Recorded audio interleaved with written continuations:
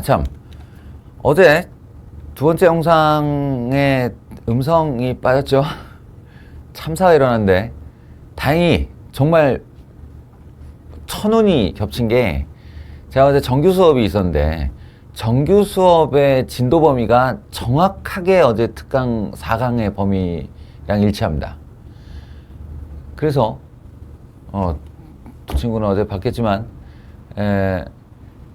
정말 완벽하게 시작부터 끝까지가 똑같아요. 그래서 어제 그 정규 수업 영상을 유튜브에 올리면서 특강 폴더에도 같이 넣어놨어요. 그러니까 어제 4강의 영상은 버리시고 거기 두 번째로 올라온 합성함수와 역함수라는 제목의 영상이 있는데 그걸로 4강 영상은 대체하시면 좋겠습니다. 거의 다룬 문제도 똑같고 다룬 내용도 똑같고, 와, 내가 수업하면서도 이런 행운이 있나 싶었어요. 오늘은 이제 그동안의 범주는 이제 집합 명제 이런 거에서는 속도를 좀 냈죠. 여러분이 한 번쯤이라도 들어본 적이 있고, 초도 효과라고 그래서 책의 맨 앞부분은 늘 기억의 강도가 좀 세요.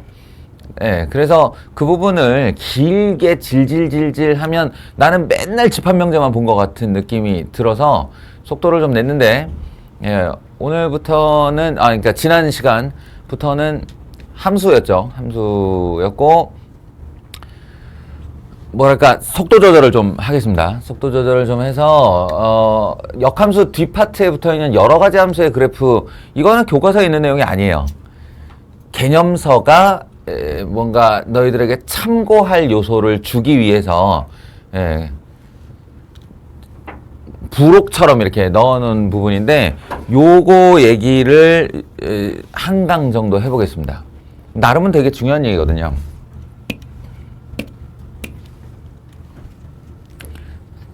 히스토리를 좀 얘기를 해보자면 이런 거예요.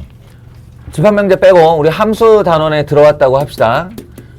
그러면 첫 강에서 뭐 했어요? 함수의 정의와 종류, 용어, 정리? 정의, 개념이죠, 개념. 함수의 개념. 요런 거를 이제 습득했고, 두 번째 강에서 합성시키는 함수와 역함수 이렇게 이야기를 했어요. 그러면은 이 파트는 뭐랄까, 그 함수라는 단원에 들어와서 손에 잡히지 않는 가장 모호한 개념 부분을 설명한 거라고 할 수 있죠. 실체를 눈에 본 게 없잖아요. 실체를.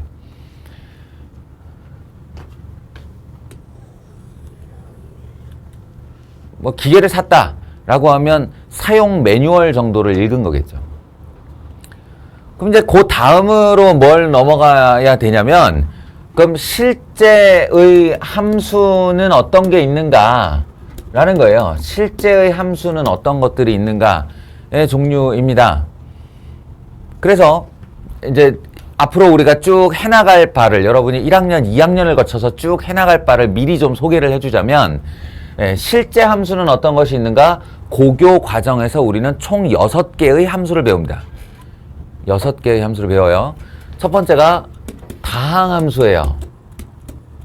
이걸 한계라고 부르는 것도 좀 우습긴 한데 어쨌든 한계라고 합시다. 다항함수는 이런 거예요. 1차 함수, 2차 함수, 3차 함수, 4차 함수, 점점점점 n차 함수.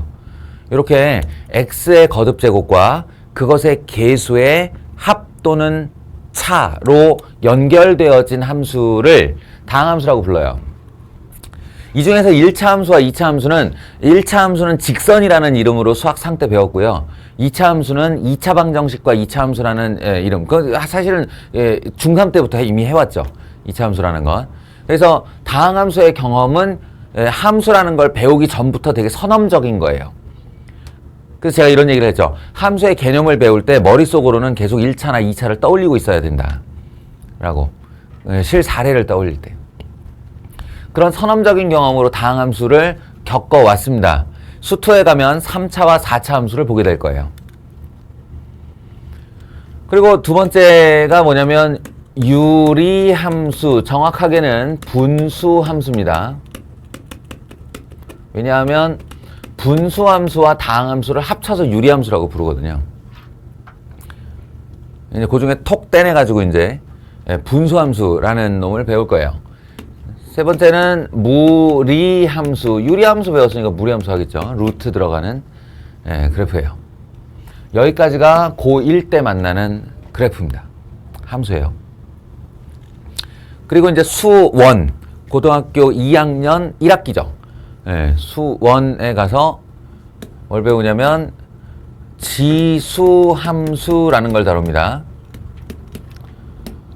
그 다음에 로그함수라는 걸 다뤄요. 그리고 마지막으로 삼각함수라는 걸 합니다. 우리가 알고 있는 그 삼각비 맞아요. 그래서 y는 sin x, y는 코사인 x, y는 탄젠트 x 이런 종류의 이제 함수를 다루는 거죠. 이렇게 6개예요.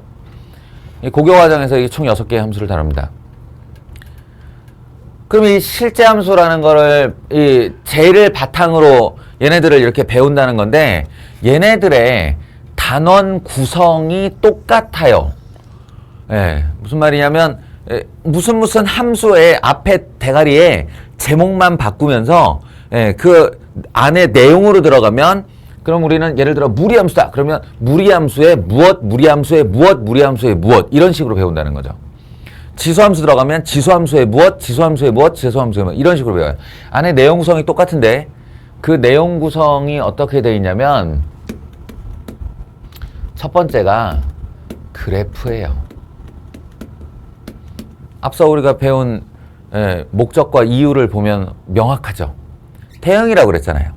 그 대응을 이렇게 유한집합으로 해놓고 화살표 짝대기로 보내는 것은 이건 이 말 그대로 유한집합일 때만 가능한 거야. 정역이나 공역이. 근데 우리의 정역, 공역은 대부분 실수예요. 실수. 하나하나를 나열할 수 없는 애들이죠. 연속되어 있는 실수니까. 그러니까 정역을 가로축에 놓고 공역을 세로축에 놓고 거기다가 점으로 대응을 표시한단 말이야. 이 점점점점들이 모여서 하나의 선을 이루게 되고 이 선을 이루게 된 그림의 모양을 그래프라고 부른다고 했어요. 그러니까 너무너무 당연하게도 어떤 함수 단원에 들어가면 제일 첫 번째 하는 행동이 그래프입니다. 그래프 그리기. 대응이 어떤 식으로 이루어졌다. 두 번째, 방정식입니다. 세 번째, 부등식이에요.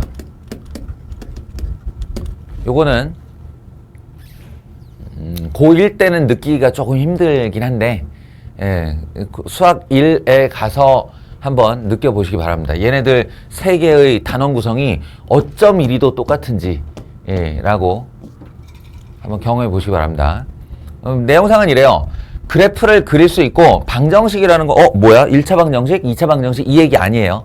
이 얘기 아니고 방정식이라는 건 그래프와 그래프가 만나는 교점의 x좌표 이걸 방정식을 푼다라고 하는 거예요.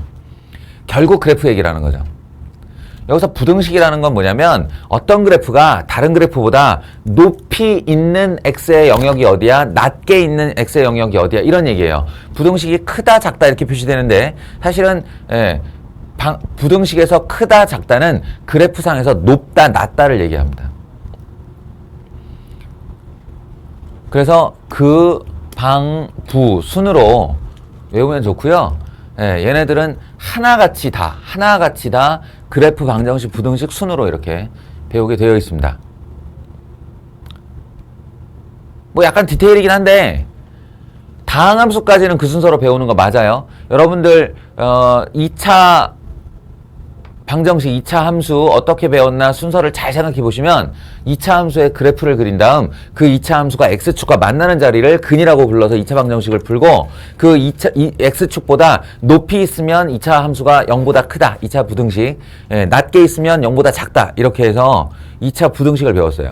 그러니까 역시나 아주 길게 끌어서 그런데 중3 때부터 고1 때까지 되게 길게 끌어서 그런데 내용 구성을 살펴보면 정확히 그래프, 방정식, 부등식 순으로 되어 있어요. 근데 다만 이제 디테일로 좀 들어가자면 유리함수와 무리함수의 경우에는 예외가 좀 생깁니다. 그게 뭐냐면 고등학교 1학년이 유리방정식, 분수방정식이나 무리방정식, 분수부등식이나 무리부등식을 풀 필요까지는 없다가 결정이 되었어요. 이게 이제 교과과정 개편이죠. 교과과정 개편으로 이 유리방정식, 부등식, 무리방정식, 부등식까지는 너무 과하다. 예, 줄여라. 이렇게 됐어요. 그래서 날라갔습니다. 원래는 그 부분을 떼가지고 이과용 미적분에다가 넣어놨거든요. 이과용 미적분에 넣어놨었는데 그마저도 폭파돼 버렸습니다. 그래서 여러분은 고교 과정에서 유리방부등식, 무리방부등식은 풀지 않아요. 그럼 이제 뭐만 남겠어요? 그러면 저 단원 구성 중에 그래프만 남겠죠. 그러니까 앞으로 우리가 이제 하게 될 유리함수도 그래프만 배웁니다. 무리함수도 그래프만 배웁니다. 요거는 좀 달라진 편제예요. 근데 나머지 수 1에 올라가서 요 세 단원은 정확히 이 순서로 배우게 됩니다. 서두가 길었는데 결론이 뭐냐? 모든 함수의 근원은 그래프이고요. 그래프이고 이 그래프를 그리는 수단과 용법 그리고 기술이 좋아야 한다라는 거예요. 그래서 오늘 할 내용은 뭐냐? 원래 여기서 1위로 넘어가야 하는데 잠깐 한 템포 쉬어가면서 여기 그래프 이야기를 좀 하려고 하는 거예요. 네, 그래프 이야기를 좀 하려고 합니다. 알겠죠?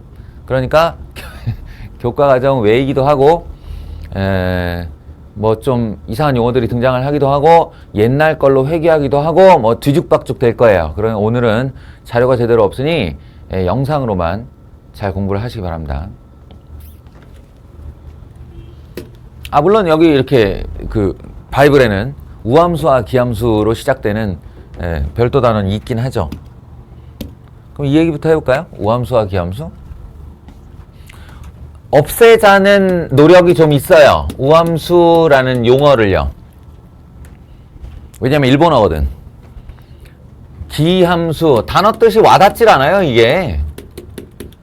한자어로 되어 있는 건데, 단어 뜻이 잘 와닿지가 않습니다. 그래서 이게 이제 한글 쪽, 한글 학회 쪽 노력이 우함수를 앞으로는 좀 짝함수로 부르면 안 되겠냐. 짝함수로 부르자. 라는 노력. 기함수를 홀함수로 부르자. 이런 노력이 있는데 잘 안 먹힙니다. 워낙 이제 보수적인 집단이 교육계이기 때문에 한 번 이렇게 머릿속에 들어간 거를 잘 못 바꿔요. 그러니까 지금도 우리 건쌤 보시면 이거 바뀐 지 꽤 됐거든요. 우리 때는 이렇게 배웠어. 우리 때는 이렇게 배웠는데 원래 이게 맞다고요. 한자 단어 구성의 원리상 바뀌었어요. 바뀐 지 한 10몇 년 됐어요. 10몇 년 됐는데도 아직도 조금 옛날 분들은 절 대값 이렇게 부릅니다. 힘들어요. 바꾸기가. TMI고. 그래서 우함수 또는 짝함수 뭘 기억하면 되냐면 우하고 무엇을 기억하면 되냐면 Y축 대칭을 기억하시면 됩니다. 우와 Y축 대칭을 기억하세요. 기와 원점 대칭을 기억하세요.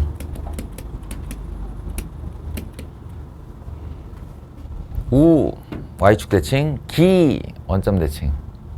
그런 의미에서 보면 짝함수라는 단어가 좀 더 잘 와닿긴 해.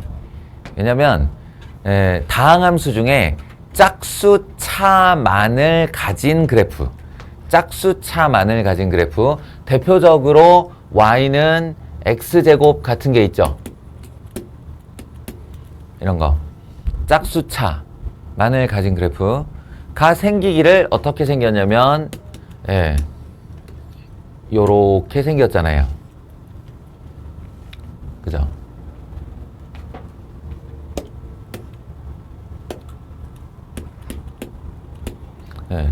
상수함수도 짝수차로 치는 거니까 x의 0차로 보는 거니까 짝수차 항만을 가진 다항함수의 그림은 100% y축 대칭으로 되어 있습니다. 요런 그림을 우함수라고 불러요. 이렇게 생길 수도 있겠죠. 또는 절대값을 사용한 그래프의 경우 이렇게 생긴 애도 있을 수 있어요. 이런 것들 전부 다 Y축을 기준으로 딱 접으면 일치하는 이런 그래프를 우함수라고 불러요. 꽤 많습니다.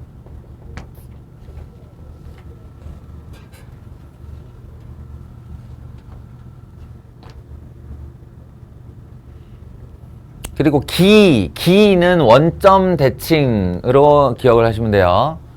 원점 대칭. 역시나 홀함수, 왜 이름이 홀함수냐?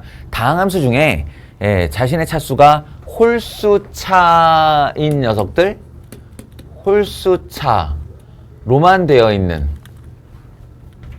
그래프가 생기기를 어떻게 생겼냐면 요렇게 하고 요만큼을 잡아서 이걸 철사로 이렇게 꿰었다고 생각하고 이걸 잡아서 180도를 돌리면 반대편이 그려지는 이런 그림, 이런 건 이제 원점 대칭이라고 하죠.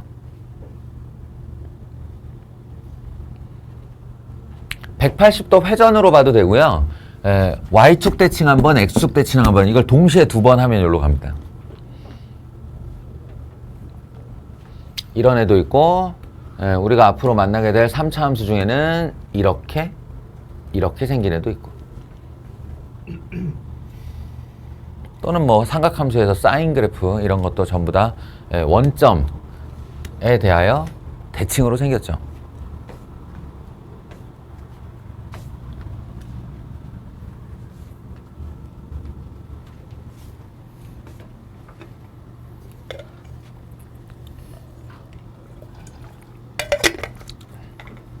나요? 그 다음에 그럼 이제 다항함수 같은 경우는 차수를 가지고 이거 짝수차만 갖고 있네? 이거 홀수차만 갖고 있네? 그러면서 Y축 대칭이니 원점 대칭이니 이렇게 알아볼 수 있는데, 그럼 sin x는, 탄젠트 x는, 또는 이러저러하게 제작된 함수는, 이게 여러분이 이과에 가게 되면 막 2의 x승 이런 그래프도 나오고, 그 위에 삼각함수를 올리기도 하고, 그 옆에 다항함수를 더하거나 빼기도 하고 이렇습니다. 이게 이제 조합에 의해 제작된 함수죠. 합성하기도 하고. 그러면 이러하게 생긴 새로이 만들어진 함수가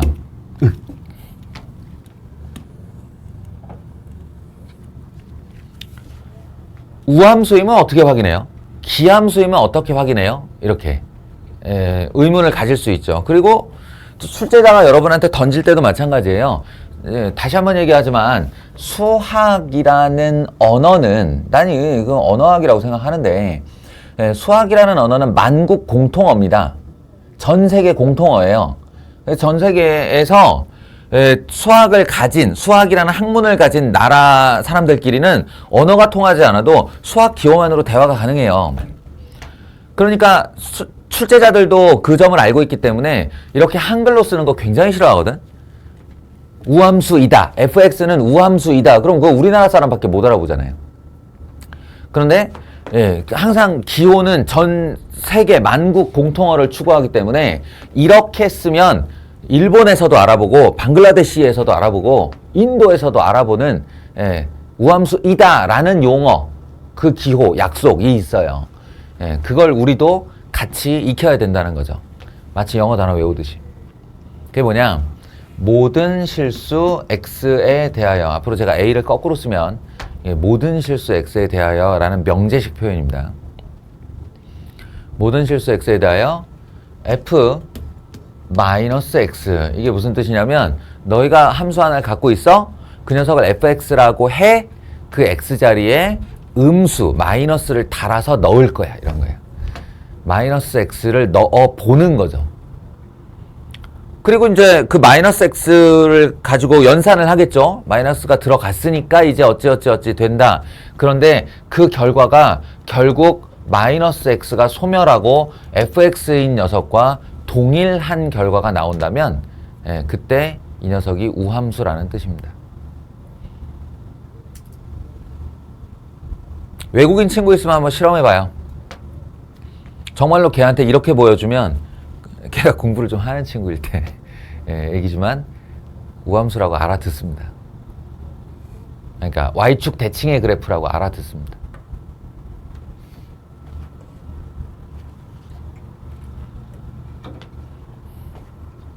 예를 들어 이거 봐봐요. x제곱 플러스 3. 이거 제가 사례로 들었잖아요. 이 안에다가 마이너스 x를 x자리에 마이너스 x를 넣고 정리한 식은 결과적으로 x제곱 더하기 3과 다르지 않게 되죠. 이런 거예요. 분명히 x자리가 있어서 거기다가 마이너스 x를 넣어봤는데 그 결과가 가만히 있던 fx와 다르지 않다라고 되면 그 그래프는 y축 대칭의 상태다라는 얘기입니다. 그럼 얘는 뭐겠어요? 원점 대칭, 기함수, 마이너스 x를 이렇게 넣어봤는데요. 그 마이너스 x가 fx, 원래 있던 함수의 맨 앞으로 튀어나가면 그때 기함수라고 합니다. 기함수라고 하고 그것이 원점 대칭이라는 약속이에요. 뭐 약속이 아니지, 현상이지. 지금 이 함수, 마이너스 x의 세제곱, 원래 x가 있던 자리에 마이너스 x를 넣어서 세제곱을 하면요, 이거는 x 세제곱 앞으로 마이너스가 튀어나가게 됩니다. 이렇게 되는 거죠. 이러면 아, 이거 원점 대칭이구나 라는 거예요.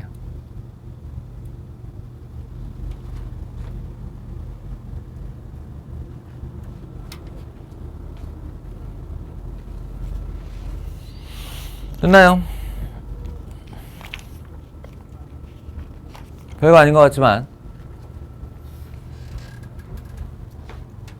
그래프 그릴 때 이런 기호들이 종종 등장을 하고 그 기호가 무슨 말인지를 알아듣는 건 문제가 무슨 말인지 알아들어야 문제를 풀지.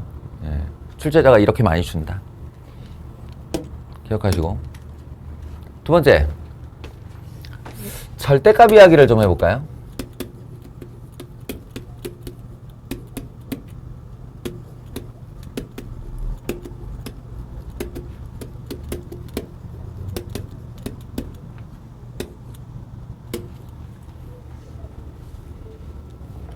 이게 좀 웃겨요. 그러니까 이 절대값을 포함한 그래프는 산술기하 평균 같은 애죠. 그러니까 어떤 단원에 배속되기가 좀 어려워요. 우리가 갖고 있는 교과과정 속에 여기서 절대값을 사용한 그래프를 그리는 법을 가르쳐야지가 굉장히 어렵다고요. 그래서 딱히 뭐 어느 시점에 배운다라고는 할 수 없는데 뭐 요런 기회들 혹은 고등수학 상 때 너희들 그 직선의 방정식 기억나세요? 직선의 방정식. 어떤 책에서는 그 직선의 방정식 맨 뒤에 절대값을 사용한 그래프가 들어있는 경우도 있고요. 뭐 학교 선생님들 입장에서는 교과서이기 때문에 그냥 어느 시점인가 야 이거 한번 들어봐 이러면서 이제 가르치십니다.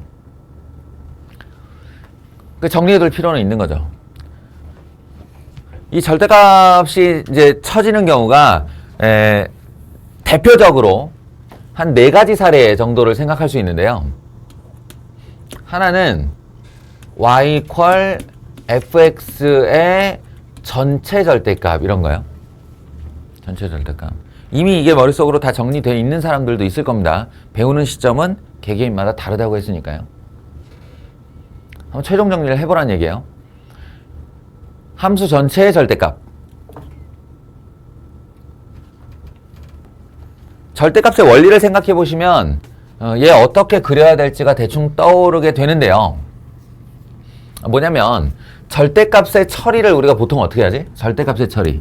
절대값의 처리라는 건 요 안에 들어오는 값이 양수일 때는 절대값을 벗기고 그대로라고 해요. 그대로. 그리고 절대값에 들어온 녀석이 음수일 때는 절대값을 벗기며 이 안쪽에 있는 녀석에게 마이너스를 붙이죠. 마이너스 3에 마이너스를 붙여가지고 양수로 만들어요. 이게 절대값의 용법이잖아요. 이 개념을 fx, 즉 좌표 평면에 그려지는 그래프의 y좌표죠. 이거 y좌표에다 적용을 해보시면 돼요. y좌표에 fx라는 게 함수 값이잖아요. 이름이. 예, 그러니까 이 결과가 y좌표라고요. 그러면 예를 들어서 y는 fx의 원본의 모양이 이렇게 생겼다고 하면 여기 있는 애들은 y좌표가 양수인 애들이에요. 여기 있는 애들도 y좌표가 양수인 애들이에요. 예. 근데 여기 있는 애들은 y좌표가 음수인 애들이죠. 내가 x를 딱 넣었을 때 그 y의 좌표가 x축의 아래쪽에 찍히면 값이 음수라는 소리예요. 여기다가 절대값을 씌운다는 뜻은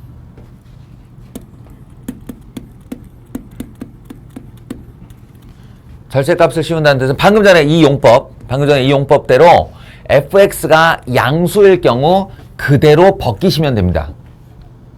아무 변화가 없어요. 이 안에 양수가 들어가면 얘처럼 절대값만 그냥 벗겨버리면 돼요.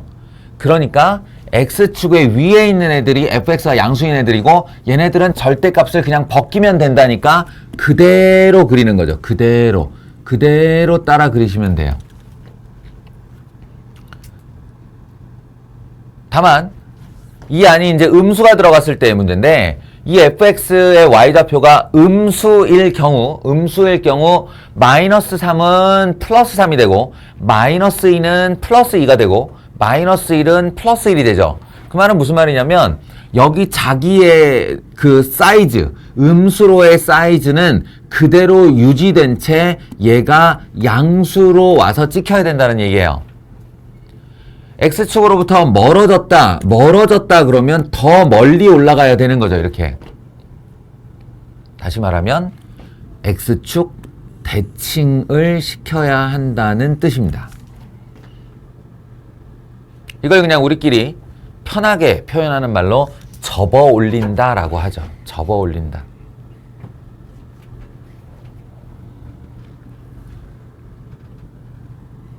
그래서 정리하면 함수 전체에 씌워진 절대값은 처리하는 법이 x축 아랫 부분을 접어 올린다 라고 기억하시면 되겠습니다. 나머진 그대로.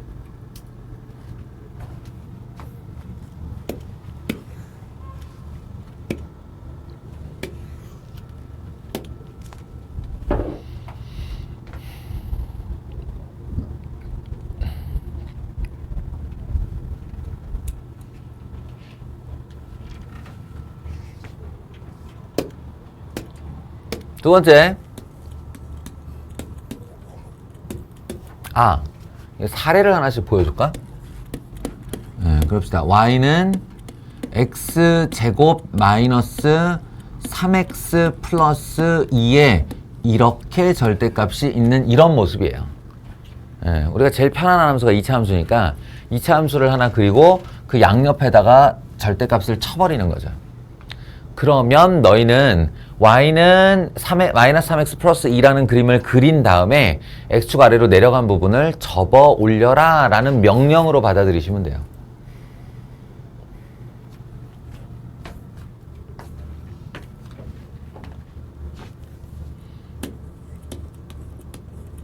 절대값이 사용된 또 다른 케이스는 이런 건데요.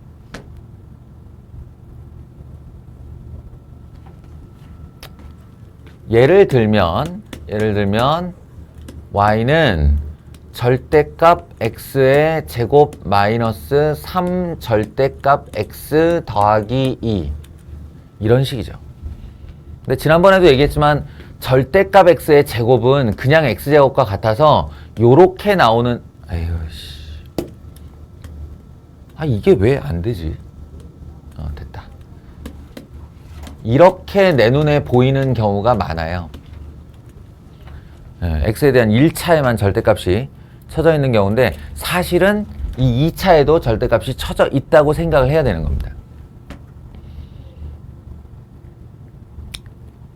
그러니까 이 절대값의 용법을 어떻게 기억하면 되냐면 독립변수에만 절대값이 쳐져 있다라는 거예요. 독립변수 모두에게. 절대값이 쳐져 있다.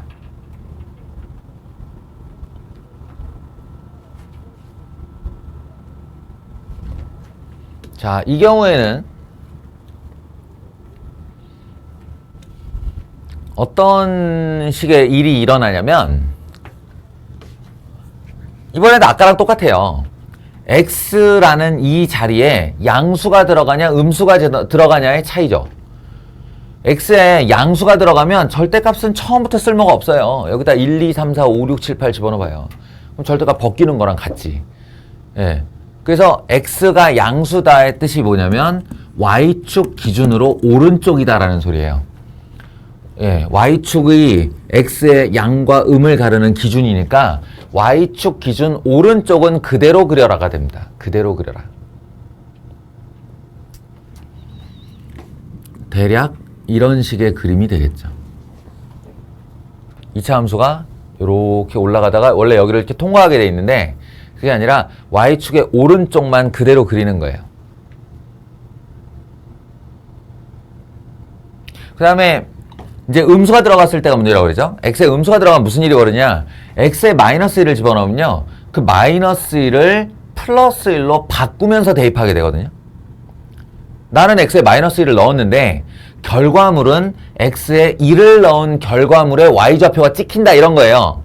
다시 말해 여기를 넣었는데 여기하고 똑같은 높이가 찍힌다 이런 얘기거든요. 이렇게 좌우로 여기를 넣었더니 여기하고 똑같은 높이가 찍힌다 이런 얘기거든요. 이렇게 나는 여기를 넣었는데 여기랑 똑같은 높이, 여기를 넣었는데 여기랑 똑같은 높이 이렇게 찍게 되니까 결국은 y축 대칭의 형태를 띠게 되죠. 그래프가.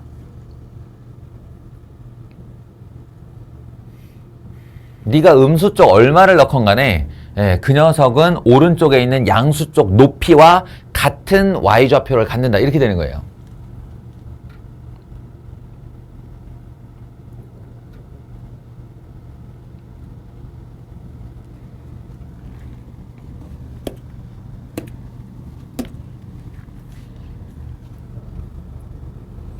그래서 내가 절대값 그래프를 설명하면서 이렇게 구구절절히 길게 설명한 적이 별로 없는데 오히려 이게 여러분한테 방해가 될 수도 있어요. 이게 이제 통합적으로 좀 영상을 반복해서 보면서 길게 공부를 하라고 야, 좀 이렇게 숙이고 지나가야 네가 화면에 안 나오지 임마. 에이, 센스 없어. 제가 길게 설명을 했는데 사실은 이 절대값이라는 게 그래프를 그릴 때의 일종의 명령이고 이 명령은 이 아래에 있는 파란 부분만 기억해도 돼요. 함수의 전체 절대값이면 x축 아랫부분을 접어 올려라.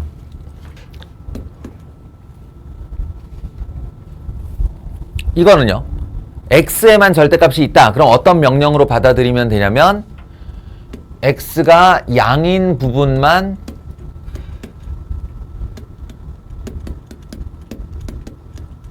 그린 후 x가 양인 부분만 그린 후 y축 아이고 씨 우리 초등학교 미술 시간에 이거 해본 적 있지?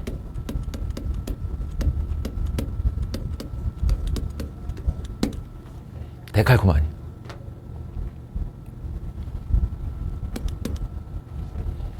x가 양인 부분만 그린 후 y축 데칼코마니 시키시면 됩니다.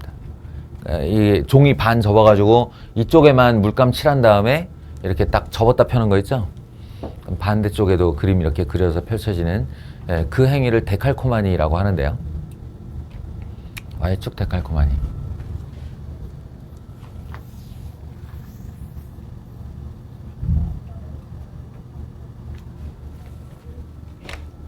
지금 우리 두 가지 절대값의 용법을 봤는데 함수 전체에 씌우는 절대값과 독립변수에만 씌우는 절대값, x에만 씌우는 절대값 두 개 봤는데 사실은 다 배운 거예요. 이게 다 배운 거예요. 나머지 두 개가 더 있는데 이 나머지 두 개는 바로 이 2번의 뭐랄까 응용 활용도 아니지. 그냥 다른 적절한 용어가 잘 떠오르질 않네. 예, 똑같은 말이에요. 똑같은 말. 예를 들어서 아이고. 예를 들어서 그러면 y는 fx에 아까 x에만 절대값을 씌웠다 라고 했는데 그럼 y에만 절대값을 씌우면 어떻게 되나요? 이런 질문이에요. 예, 그러면 정상적인 추론 능력이 있는 영장류라면 이 대답을 할 수 있어요. 왜냐면 x와 y가 입장이 다르지 않은데 하나도 다르지 않은데 그럼 방금 전에 내가 했던 얘기에서 x, y만 바꿔서 말하면 되는 거 아닌가 라는 거예요. 그러니까 최종 결론은 뭐냐면 x축의 양의 부분만 그린 후 이렇게 되겠죠? 아니지, x축이 아니라 x축, y축의 양의 부분, y가 0보다 큰 부분만 그린 후 x축 데칼코마니 이렇게 말하지 않을까? 그죠? x, y를 바꿔서만 말하면 되니까 맞아요. 그 추론이 정당합니다.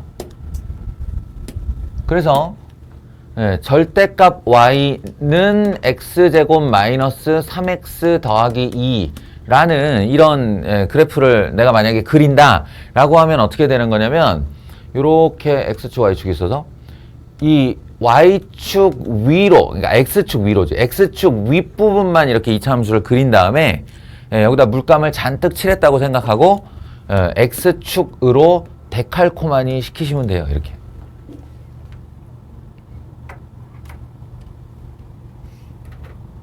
너무 당연한 얘기예요.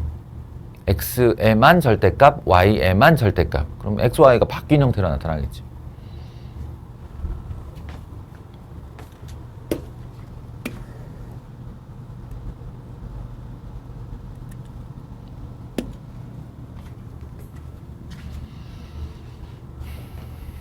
그 나머지 두 개가 남았다라고 했는데, 그럼 나머지 하나는 뭐겠어요? 둘 다 절대값을 씌운다면이 되겠죠. 이렇게.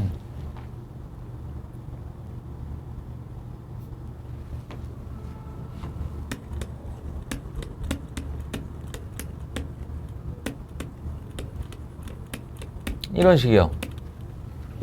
볼 일은 별로 없겠지만 만약 이렇게 돼 있다면 그럼 어떻게 그릴 것인가 생각해 보세요. 응당 참인 내용을 생각해 보세요. 앞에 두 개를 배웠으니까 x에만 절대값 그러면 x가 양인 부분만 그린 후 y축 데칼코마니 y에만 절대값 그러면 y가 양인 부분만 그린 후 x축 데칼코마니 였어요. 그럼 둘 다 절대값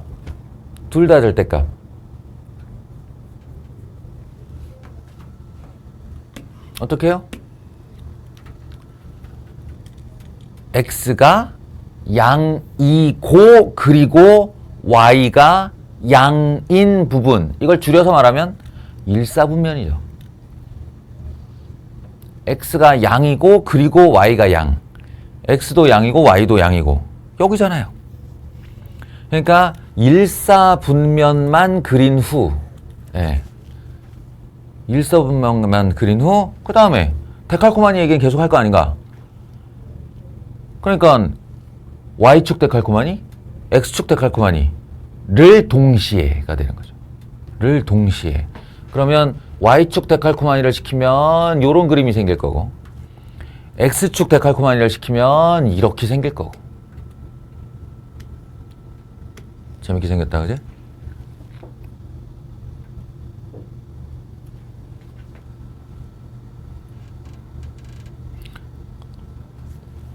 결론을 얘기하자면 사실은 3번과 4번은 내가 지금 1, 2, 3, 4번에 모두 같은 예시를 드느라고 이렇게 그려줬는데요. 이거는 할 일이 없습니다, 여러분이. 그러니까 할 일이 없다는 건 이런 모양을 볼 일이 없어요. 왜냐하면 3번, 4번은 함수가 아니에요.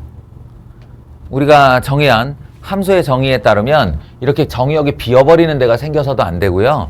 어떤 x를 딱 집었는데 위아래로 이렇게 점이 두 개 찍히면 대응이 두 개 일어나는 거라고 그랬잖아요. 그래서 함수가 아니에요. 그래서 함수가 아닌 애를 우리가 억지로 이렇게 그려가지고 볼 일은 별로 없죠. 또 왜 가르쳤냐? 이 마지막에 이 4번 그래프가 실전에서 문제 사례로 문제 사례로 종종 등장하는 애 중에 하나가 다이아몬드 함수가 있습니다. 이름이 별명이 다이아몬드 함수예요. 3번은 거의 볼 일이 없고 4번의 개념인 독립변수에도 절대값, 종속변수에도 절대값 이렇게 칠해지는 그래프 중에 가장 대표적인 케이스가 뭐가 있냐면 이런 게 있어요.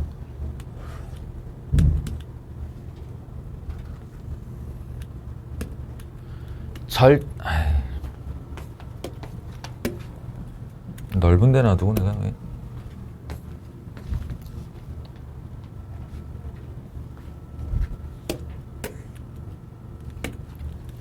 절대값 x 더하기 절대값 y는 1 이런 거예요. 직선인데 x, y에 둘 다 절대값이 있는 케이스인 거죠.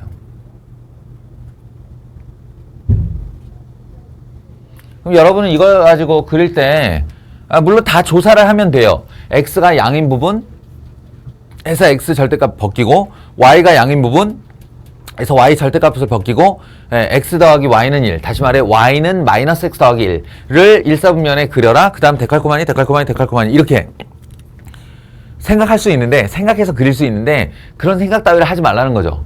얘는 그냥 그림이 정해져 있어요. 그게 뭐냐면 여기 1 있죠. 1을 여기 찍고 여기 찍고 마이너스 1에 찍고 마이너스 1에 찍은 다음 걔네들을 이렇게 연결하시면 돼요. 이렇게 연결하시면 됩니다. 그러면 마름모 모양이 나오는데요. 이게 이제 그 서양 카드놀이 할 때 다이아몬드 모양과 똑같다고 해서 다이아몬드 함수예요.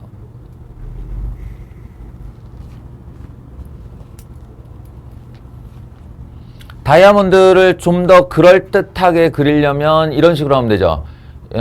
얘의 계수를 바꾸면 돼요. 이 절대값 x 더하기 절대값 y는 2 이런 식으로요. 그러면 이게 앞에 계수가 바뀌면 벗기고 벗겼을 때 이 절대값 벗기고 절대값 벗겼을 때 y는 마이너스 2x 플러스 2가 되죠. 그러니까 약간 세로로 이렇게 솟아요. 1, 2 이렇게 솟아요. 이 아이를 다이아몬드 형식으로 그려주시면 되겠습니다. 아씨 못 그렸다. 별로 마음에 안 들지만 하여간 대충 이런 형식이다. 그러니까 너희가 수학 문제를 풀면서 x와 y의 동시에 절대값이 있는 그래프를 만난다 라고 하면 아마 여기서 만날 것이다. 그런 얘기입니다. 그때 빨리 그려줄 수 있으면 또는 그릴 수 있다 없다도 갈리겠지만 그릴 수 있어도 지금처럼 알고 있다가 빨리 그리게 되면 시간이 훨씬 줄어들겠죠.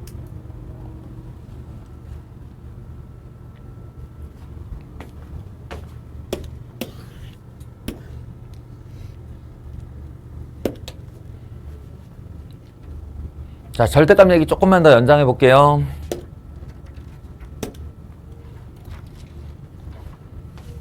그러니까 이제 우리가 y는 절대값 x 마이너스 1 이렇게 생긴 애를 이제 종종 보죠. 아까 1번의 시작입니다. 1번 함수 전체에 절대값이 씌워져 있는 경우 여러분들은 y는 x 마이너스 1에 직선을 그린 다음 x축 아래로 내려간 부분을 접어 올리면 돼요. 근데 이게 그렇게 하기에도 민망한 너무너무 유명한 그래프라는 거죠. 소위 말하는 V자 그래프입니다. 이쪽으로 45도, 이쪽으로 45도. 이쪽으로 기울기 1, 이쪽으로 기울기 마이너스 1. 이 녀석을 1, 이 절대값이 0이 되는 그 꼭지점을 기점으로 좌우 대칭 되는 그림이에요. 자, 이게 만약에 x-3이었으면 이 자리가 3이 될 거고요. 이게 만약에 x 플러스 2였으면 이 자리가 마이너스 2가 되겠죠. 꼭지점의 자리가. 워낙 유명한 그래프예요. 여기서부터 절대값의 개수를 늘려갈 수 있습니다. 이 디테일로 들어가면 요게 이제 마이너스인 경우도 나오는데 그거는 좀 보류하고 지금은 큰 이야기만 합시다. 절대값 두 개를 더하기로 연결하는 거예요. 절대값 두 개를 더하기로 연결한다. 이걸 말이에요. 이 그래프를 쳐다보면서 여러분이 정식적인 그래프를 그리려고 만약에 들어가면 시간이 엄청 걸려요. 왜냐하면 이미 절대값이 두 개라는 얘기는 영역이 세 개로 나뉜다는 얘기거든요. 1보다 작을 때, 1에서 2 사이일 때, 2보다 클 때 이렇게. 그래가지고 절대값 벗길 때마다 얘는 양수, 얘는 음수, 얘는 양수, 얘도 양수, 얘도 음수, 얘도 음수 이런 식으로 벗겨야 되는데 이거 세 개는 어떻게 감당할 건데?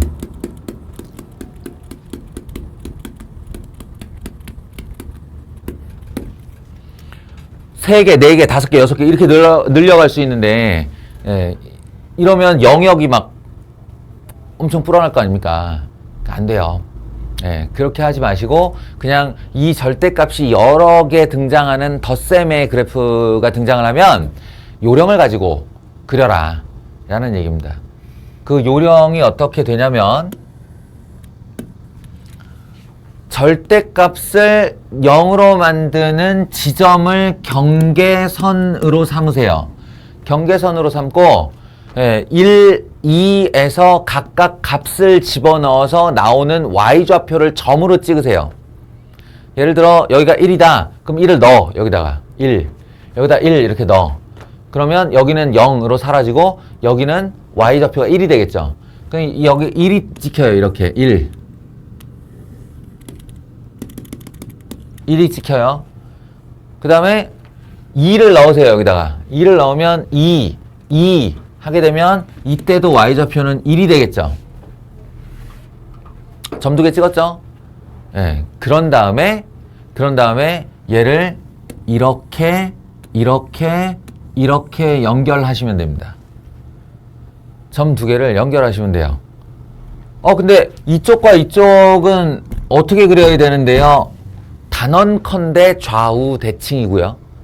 단언컨대 좌우 대칭이고 뭘 생각하시면 되냐면 얘가 둘 다 플러스로 나갔을 때 이거 x의 개수 1차고요. 이거 x의 개수 1차예요. 그럼 x 두 개 합치면 개수가 얼마지? 2x지. 그러니까 기울기 2짜리 선을 그리시면 돼요.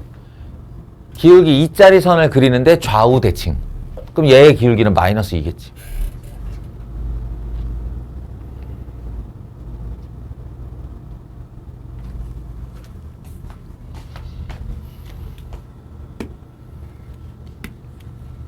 이거 어떻게 하면 된다고? 경계 1 찍고 경계 2 찍고 경계 3 찍고 각각의 함수값을 넣어서 점좌표를 만들어. 그러면 1을 넣으면 1 하면 1, 1 하면 2. 이게 높이가 3이에요. 1일 때 2 집어넣으면 2 집어넣어서 여기 1 여기 1 나오니까 2예요. 2. 너무 높이 찍었나?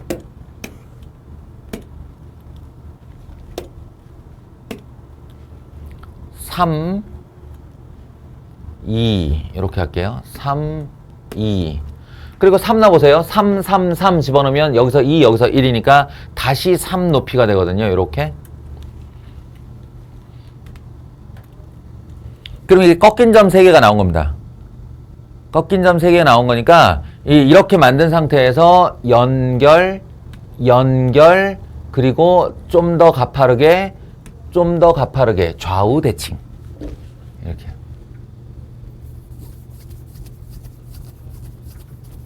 이게 뭔 소리예요?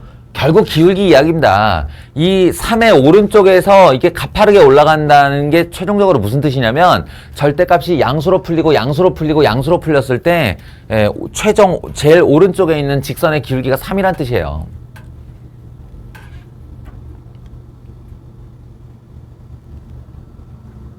그럼 좌우 대칭이니까 이쪽은 마이너스 3이겠지.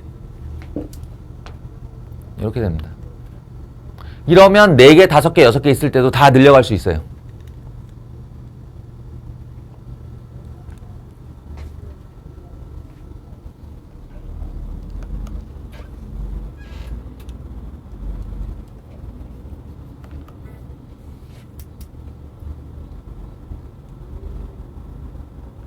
자, 그래프 이야기 마지막.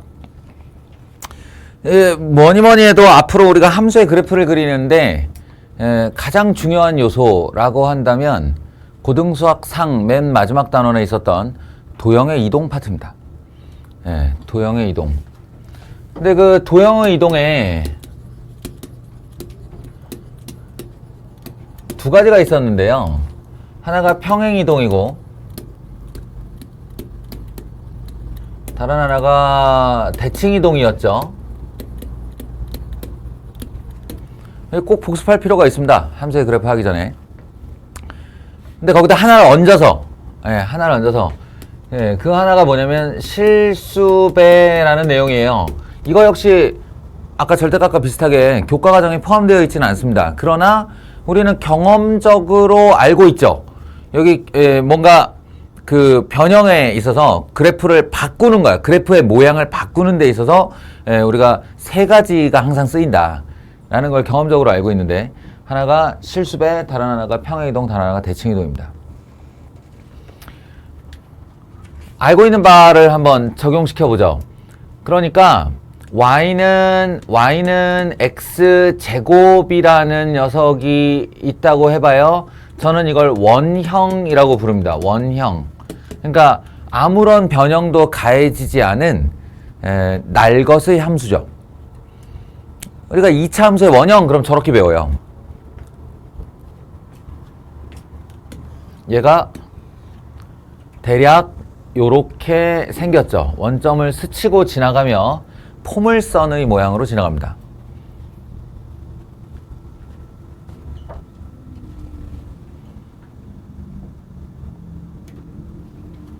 이것이 그러니까 이제 변형이 들어가서 변형 1은 실수배인데요.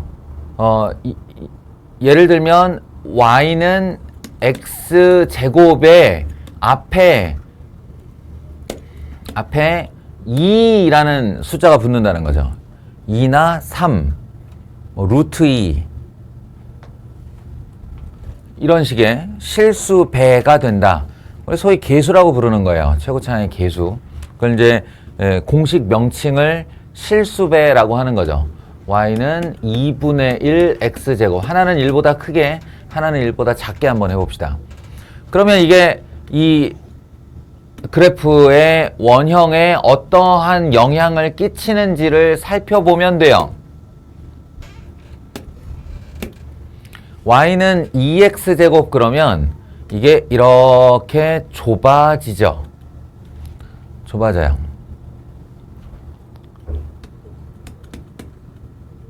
이렇게 할까요? 이렇게. 그리고 2분의 1 x제곱 그러면 이렇게 펴집니다.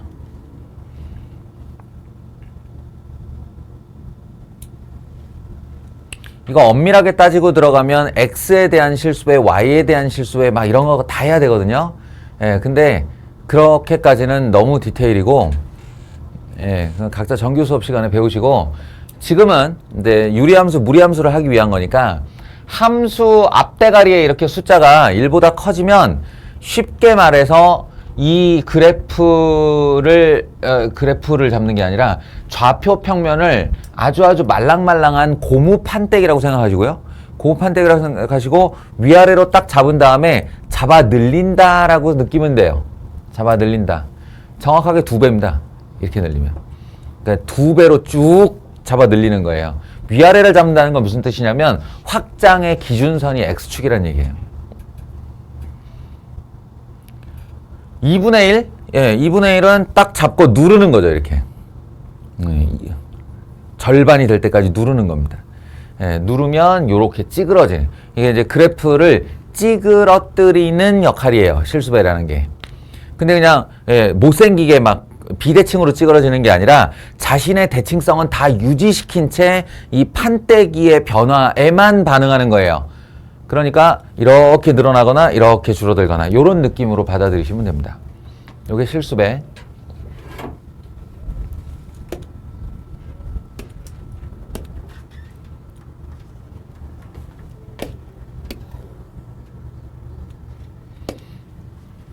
그 실수배의 이후에는 여러분이 다 아는 내용이죠.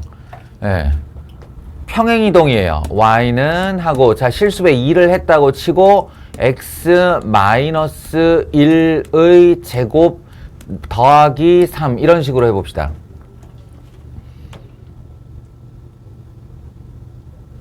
이거 이러지 말까요? 이렇게까지 합시다. 그러면 y-3 2 x-1의 제곱 이런 식이요. 그러면 뭐냐면 그 앞에 그래프에서 x자리에 x-1을 y자리에 y-3을 집어넣은 거죠. x변수를 x-m으로 대체시키고 y변수를 y-n으로 대체시키면 x축 방향으로 m만큼 y축 방향으로 n만큼 이 마이너스 보호를 제외한 만큼의 이동을 보인다라고 우리 고등학교 1학년 때 1학년이구나 아니네 1학기 때 배운 적이 있죠. 그래서 최종적으로 이 아이의 그림은 원래 여기에 있다가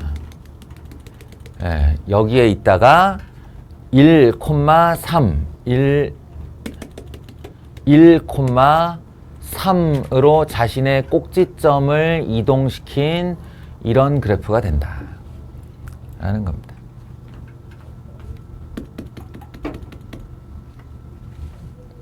(1,3)으로 꼭지점을 이동시킨. 또 뭐 다른 거요? y 플러스 2는 2x 플러스 2 이렇게 해볼까요? 그러면 이제 x 대신에 x 플러스 2인데 사실은 이게 플러스가 아니고 x 마이너스 마이너스 2 이렇게 되는 거죠. x 마이너스 마이너스 2. 따라서 왼쪽으로 2칸, 아래로 2칸 내려간 곳에 마이너스 2, 마이너스 2에다가 꼭지점을 두고 요렇게 평행이동을 했다. 이제 평행이동의 이야기입니다.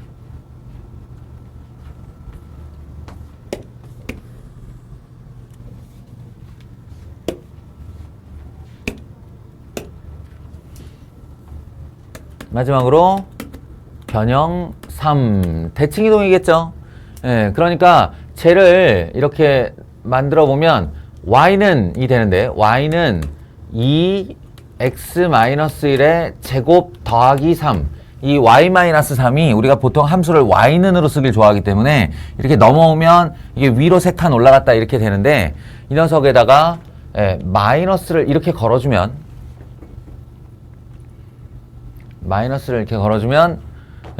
얘가 평행이동을 하기 전 상태에서 이미 x축 대칭이동이 한번 된다는 얘기죠. 함수 앞에 마이너스가 붙어 있으면 x축 대칭이동이 되니까요. 요렇게 있던 i가 요렇게 있던 y는 2x제곱이 이렇게 y는 마이너스 2x제곱이 된 다음에 그 다음에 오른쪽으로 한 칸 위로 3칸 평행이동을 하는 겁니다. 그러니까 꼭지점이 1,3으로 이동을 한 채 요렇게 되는 2차 함수가 나오겠죠. 뒤집기라고 생각하시면 됩니다. 뒤집기.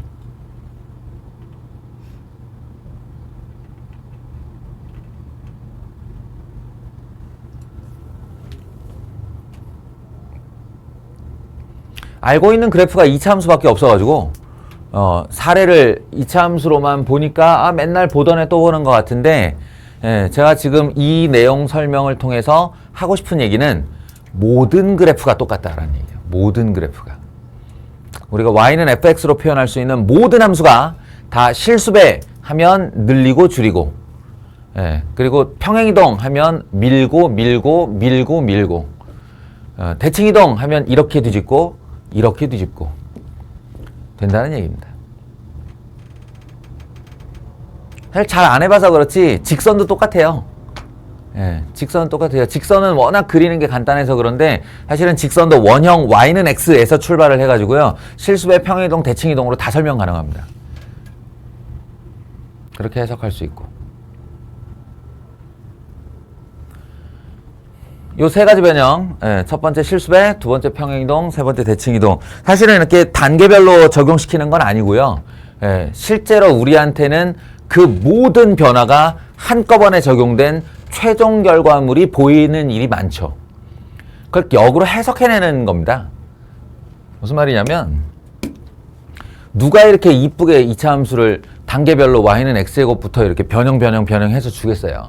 실제로는 어떻게 날라오냐면 y는 마이너스 2 x제곱 더하기 8x 마이너스 11 요렇게 생기죠. 실제로는 이렇게 날라오죠. 그러면 여러분이 해야 될 일은 뭐냐면 y는 마이너스 2 x제곱 마이너스 4x 그리고 필요한 숫자 더하기 4 그리고 마이너스 3 이렇게 되죠. 예, 얘를 변형하는 거예요. 아니 변형이 아니라 변형은 맞지. 어쨌든 표준형으로 표준화시키는 겁니다. 제곱 마이너스 3 이렇게 되죠. 그러니까 지금 우리 눈에 보이는 이 2차 함수가 자신의 모습을 변형이 반영된 형태로 바꾸면 이렇게 돼요. 더 정확하게는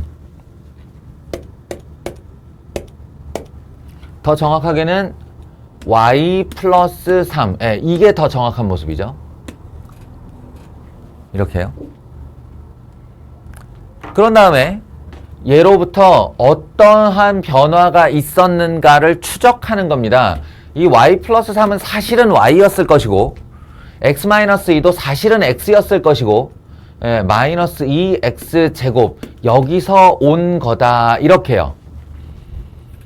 여기서 x 자리에 x 마이너스 2를 y 자리에 y 플러스 3을 넣었을 것이다 라고 판단을 한다는 거예요. 그리고 그 전에는 아마 이렇게 됐었을 것이다. 그 전에는 이렇게 생겼을 것이다. 이렇게요. 얘가 원형이죠. 그러니까 날것의 모습 y는 x제곱에서 이거 앞에다가 2 하나 붙였네. 그 옆에다가 마이너스 하나 붙였네. 그리고 x자리에 x 마이너스 1을 y자리에 y 플러스 3을 넣었네. 이렇게 추적을 하는 거예요. 변형을 추적을 해서 요 단계에서 실수배가 일어났고 실수배 2배가 일어났고 요 단계에서 x축 대칭이 발생을 했고 이 단계에서 평행 이동이 발생을 했군. 구체적으로는 x방향으로 2만큼 y방향으로 마이너스 3만큼 평행이동이 발생을 했군. 이렇게 추적을 하는 거예요. 그걸 반영해서 원래 여기 있던 그래프가 원래 여기 있던 원형이 2배로 이렇게 찌그러들고 요렇게 뒤집힌 다음 오른쪽으로 2칸 아래로 3칸 내려와서 2, 마이너스 3에다가 자신의 꼭지점을 대고 요렇게 얄쌍한 2차 함수가 생기는 거겠군 하고 그리는 거라고요. 뭘 저렇게 복잡하게 해 라고 생각할 수 있겠지만 이 능력이 확보가 안 되면 앞으로 우리가 다룰 함수가 5개가 남았다고 그랬잖아요. 유리함수, 무리함수, 삼각함수, 지수함수, 로그함수 5개가 남았다고요. 그 5개 처리 안 돼요. 이 능력이 없으면. 도형의 이동은 사실상 이걸 위해서 배운 겁니다.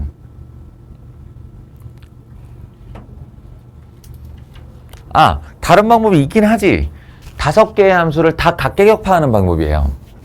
각각의 그래프에 이런 공통된 그래프의 변형을 반영하지 않은 채 걔가 이렇게 그리는 거야. 그러면 유리함수대로 다 다시 따로 공부하고 무리함수대로 다 그 형태를 따로 공부하면 가능하기도 하죠. 매우 힘든 과정이 될 겁니다. 그리고 멍청하고요. 무식하면 손발 고생한다. 단일 원리예요. 단일 원리. 실수배, 평행이동, 대칭이동 이 세 가지가 모든 함수에 공통으로 적용되는데 그걸 다 어떻게 각배역파를 하니? 예. 불가능하죠, 사실은.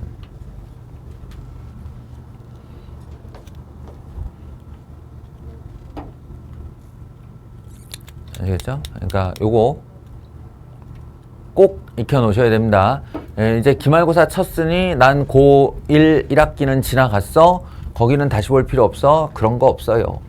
예, 고등수학 상하는요. 예, 재수생한테도 학기 초에 다시 보라 그럽니다. 고등수학 상하 내용이 바탕이 되지 않은 채 수원수투 들어가면 예, 시간이 3배, 4배로 걸려요. 고등수학 상하는 그만큼 뒤로 가는 단원에 지대한 영향을 끼칩니다.